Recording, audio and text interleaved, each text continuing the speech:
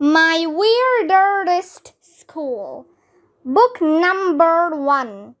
Dr. Snow Has Got to Go. Written by Dan Gutman. Pictures by Jim Pelot. Chapter 4. The Scientific Method. For first period next day, we had science. When we got to the science room, the snowman wasn't there, but Mr. Dr. was. "Follow me," he told us. "Where are we going?" asked Emily. "We're going on a field trip," replied Mr. Dr. "Yay! Field trips are cool. One time we went on a field trip to the zoo. Another time we went on a field trip to a natural history museum. But if you ask me, they shouldn't be called field trips unless you take a trip to a field. Then they would have the perfect name." Mr. Dr. led us to a secret stairway near the science room. We started climbing the steps and climbing and climbing. Climbing steps is tiring. "Where are we going?" asked Michael. "You'll find out," said Mr. Dr. I thought I was gonna die from climbing all those steps. I was huffing and puffing and sweating and panting. Finally, Mr. Dr. opened a door at the top of the stairs, and you'll never believe in 1,100 years what was up there. Did you ever go out on the roof of your school? It's cool up there. It's like being on top of the Empire State Building. You can see forever from the roof, or at least the next block. And you'll never believe who was up there. I'm not going to tell you. Okay, I'll tell you. It was Dr. Snow, the snowman. He had a rope tied to a bucket, and he was swinging the bucket around his head like a lasso. That was weird. People who swing buckets around their heads are definitely crazy. "Hi, everybody," said the snowman. "Why are you swinging a bucket around your head, Dr. Snow?" asked Ryan. "I bet it's part of a science experiment," said Andrea. "Right you are," said the snowman. Andrea smiled the smile she smiles to let everybody know that she knows something nobody else knows. The snowman stopped swinging the bucket around and put it on the floor. "Now I'm going to fill this bucket up with maple syrup," he said as he took a big jug of maple syrup and poured it into the bucket. "Why are you doing that?" I asked. "Are we having pancakes?" "No," said the snowman. "Now I'm going to swing the bucket around my head again, with syrup inside it." "Won't the syrup fly all over the place?" asked Emily. "It will be a sticky mess." "There's only one way to find out," said the snowman. "That's why scientists do experiments." The snowman picked up the bucket with the rope and started swinging it around slowly. Emily looked scared. "I'm scared," said Emily. "Okay, now I'm going to swing it a little faster," said the snowman. "Stand back." "Watch out!" shouted Emily, covering her eyes. "Run for your lives!" shouted Neil. The snowman started swinging the bucket around faster and faster. The bucket was flying around him sideways. The snowman looked like one of those cowboys at a rodeo who was about to rope a steer. And then the most amazing thing in the history of the world happened. Nothing. The maple syrup didn't fly out of the bucket like I thought it would. It just stayed in there even though the bucket was sideways. Wow, we all said, which is Mom upside down. It's like magic, I hollered. No, this is a demonstration of centripetal force, said the snowman. When an object is moving in a circular path, centripetal force keeps it fixed on that path. Cool, we all said. Isn't science interesting? Asked Mr. Dr. When I grow up, Andrea said, I'm going to be a scientist. Me too, said Emily, who always does everything Andrea does. The snowman kept swinging the bucket around and around. That's when the weirdest thing in the history of the world happened.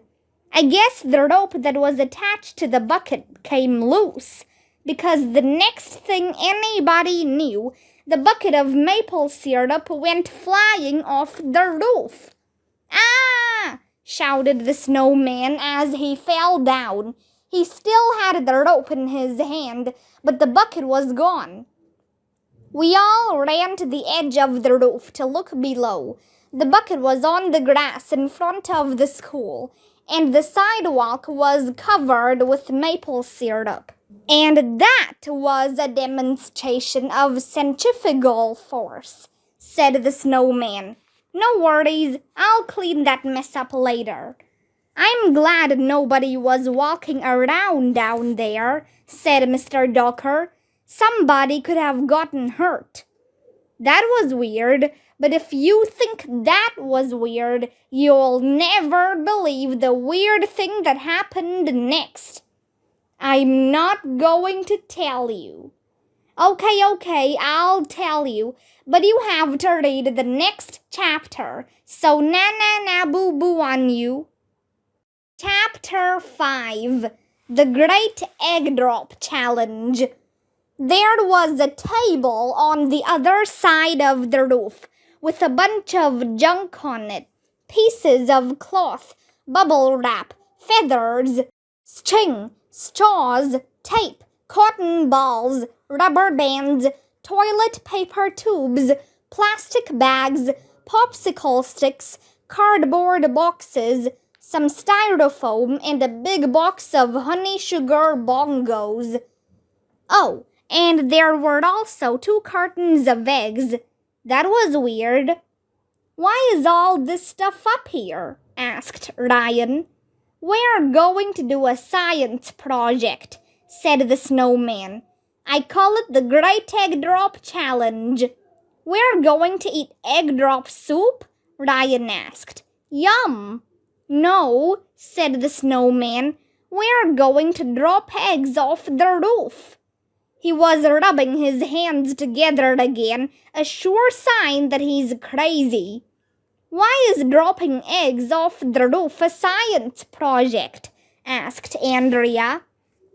Well, said the snowman, if you drop an egg off the roof onto the sidewalk below, what do you think will happen? The egg will break. We all replied, Duh. Right, said the snowman. The sidewalk is much harder than the egg's shell, so we need to think of a way to prevent the egg from breaking at the end of its fall. How can we do that? Asked Alexia. There are lots of ways, said the snowman.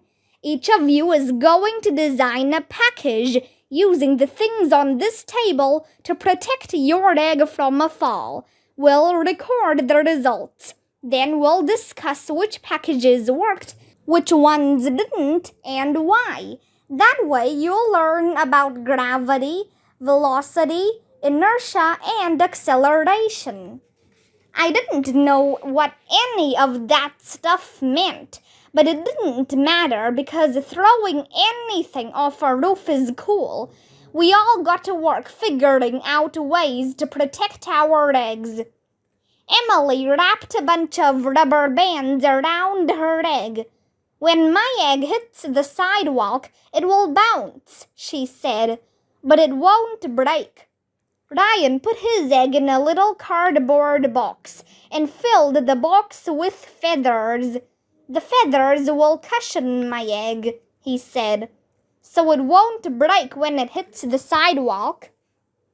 Michael put his egg inside a plastic bag and surrounded the egg with foam peanuts. My egg will move inside the bag when it hits the sidewalk, he said, but not enough to hit the hard surface and break. Andrea made a little parachute out of some cloth and string. Then she put her egg in a basket that hung below the parachute.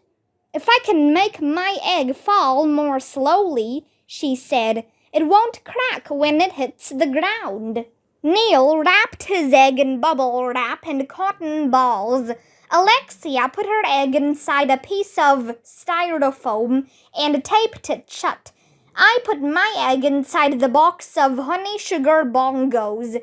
That's my favorite cereal. The cereal has so much sugar on it, you might as well pour sugar right from a sugar bowl into your mouth. You all have such good ideas, said the snowman. I can see how some of you could become great scientists someday. Is there a prize for the student whose egg doesn't break? Asked Little Miss I Always Want to Win Something. Yes, said the snowman. You get to bring your egg home with you. What if all the eggs break? Asked Emily. Then lunch will be scrambled eggs today, said the snowman. Are you ready? Ready, we all shouted. 10, 9, 8. The snowman started counting down. You're going to learn about Newton's first and second laws. Huh? We all said, which is also, huh, backward. 7, 6, 5, the snowman continued. An object at rest will remain at rest unless acted on by an unbalanced force. What? 4, 3, 2, said the snowman. An object in motion continues in motion with the same speed and in the same direction unless acted upon by an unbalanced force. I had no idea what he was talking about. 1, 0. Okay, let him fly. Bombs away! I shouted as I threw the box of honey sugar bongos off the roof. That's when the weirdest thing in the history of the world happened. There was a thud down below, and then a scream. Eek! We all rushed over to the edge of the roof, and you'll never believe what we saw down on the sidewalk in front of the school. It was Mrs. Minchie, the old lady who our school was named after. She was flat on her back. Help! She shouted. I'm under attack. Uh-oh, said the snowman. Dr. Snow and Mr. Docker went running down the stairs as fast as they could go. We all followed them. I was huffing and puffing and sweating and panting when we got down to the first floor. Then we ran out the front door of the school. Mrs. Minchie was still lying on the ground. Her eyes were closed, and she had pieces of egg all over her. Oh no, shouted Alexia. Ella Minchie is dead. We killed her, shouted Neil. Everybody was yelling and screaming and freaking out. But Mrs. Minchie wasn't dead, and we didn't kill her. I know that for sure, because after a few seconds her eyes opened. Are you okay, Mrs. Minchie? Asked Mr. Docker. No, I'm not okay, shouted Mrs. Minchie angrily. What idiots spread maple syrup all over the sidewalk? I think my leg may be broken." "I was trying to teach the students about centripetal force," explained the snowman. "By putting maple syrup on the sidewalk," shouted Mrs. Manchee. But, said the snowman and Mr. Dr. I started giggling because they both said but, which sounds just like but, even though it only has one T. "And what did you teach the students by throwing eggs off the roof?" shouted Mrs. Manchee as she removed a piece of eggshell from her face. Gravity, velocity, acceleration. Isn't there some other way to teach those things?" shouted Mrs. Manchee. "I got hit on the head with a box of honey sugar bongos." Everybody looked at me because they knew I threw the box of honey sugar bongos off the roof. I was wondering what happened to my egg. If Ella Manchee's head was softer than the sidewalk, maybe my egg didn't crack when the box of honey sugar bongos landed on her. But this didn't seem like the right time to open the box and find out. "Why is it that every time I come to this school, I get attacked by flying food?" shouted Ella Manchee. But, said the snowman and Mr. Dr. "That's it," said Mrs. Manchee. "Get me out of here. I needed to call my lawyer. This is the last straw." "Huh? I didn't know we ran out of straws. What did straws have to do with anything anyway?" But, I didn't donate $1 million to this school so the students could throw food at me every time I visit," Mrs. Manchee shouted. "I want my money back." But, they sure say but a lot. Chapter 6. Getting Dirt on Dr. Snow.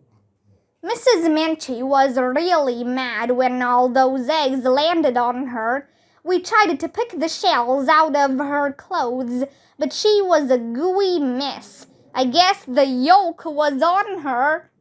It looked like she was going to totally freak out, but you'll never believe who came running out of the school at that moment. It was Mr. Klutz, our principal. He has no hair at all. I mean none. If they gave out prizes to people who have the least amount of hair, Mr. Klutz would win. "I am so sorry," Mr. Klutz said to Ella Manchee. "I want my money back," she barked as she brushed more eggshells off her dress. "I slipped on maple syrup and was attacked by flying eggs. Take my name off the front of the building. You owe me $1 million. You're lucky I don't sue." Now, Mrs. Manchee," said Mr. Klutz. There. Grown-ups always say now and there when they want to calm down an angry person. Nobody knows why. But I guess it must have worked, because Mrs. Manchee calmed down. An ambulance came to take her to the hospital. Before it drove away, Mr. Klutz promised her that she would never get attacked by flying food again. He also invited her to be his special guest at the science fair. "Please don't make us give back the $1 million, begged Mr. Klutz. "We need that money. It's for the children." He was making a sad puppy dog face, so we knew he was really desperate. "I'll think about it," Mrs. Manchee said. She was still mad. After that, we went inside for lunch. Everybody felt bad about what happened to Mrs. Manchee. I felt worse than anyone because I'm the one who hit her in the head with a box of honey sugar bongos. I wanted to go to Antarctica and live with the penguins. Nobody was talking much while we ate our peanut butter and jelly sandwiches. It was quiet in the vomitorium. After lunch, we went out for recess, but nobody was in the mood to play. What do you want to do? Ryan asked. I don't know, said Michael. What do you want to do? Let's play Talk Like a Grown-Up, I suggested. Talk Like a Grown-Up is one of my favorite games. All you have to do is talk like a grown-up, so it has the perfect name. You start, AJ, said Alexia. Nice weather we're having, I said. It's lovely, said Alexia. They say it may rain on Friday. How is your lawn? Asked Neil. Mine needs watering. I want more money, I said. You're fired, said Alexia. I need to lose 10 pounds, said Ryan, and my hair is falling out. If I don't get coffee, I'll die, said Michael. Do you want to play golf? Asked Alexia. Not now, I said. I have to read the newspaper. My back hurts, said Neil. My feet hurt, said Michael. Everything hurts, said Alexia. I need to trim my nose hair, I said. Man, talking like a grown-up is boring. I hope I never grow up to be a grown-up. Little Miss Perfect and her crybaby friend Emily must have been listening because they came over to annoy us as usual. It's not nice to make fun of grown-ups, said Andrea. You'll be a grown-up someday, Arlo. No way, I insisted. Grown-ups are weird, said Ryan. Speaking of weird grown-ups, said Alexia, what's the deal with Dr. Snow? I don't trust that guy, I said. I still say he's crazy, with that frizzy psycho hair and those crazy eyes. I think he wants to take over the world. That's ridiculous, Arlo, said Andrea. Stop trying to scare Emily. I'm scared, said Emily. Maybe he had us attack Mrs. Minchie with eggs on purpose, Alexia suggested. Did you ever think of that? Maybe it wasn't a science project at all. Yeah, I told the group. That was just the beginning of his secret plan for worldwide domination. We've got to do something, shouted Emily, and then she ran away. Dr. Snow has got to go, I said. Then I got up and started chanting. Dr. Snow has got to go. Dr. Snow has got to go. I thought everybody was going to get up and start chanting with me, but nobody got up. Nobody started chanting. I hate when that happens. AJ, if what you say is true, said Alexia, there's only one thing we can do. What's that?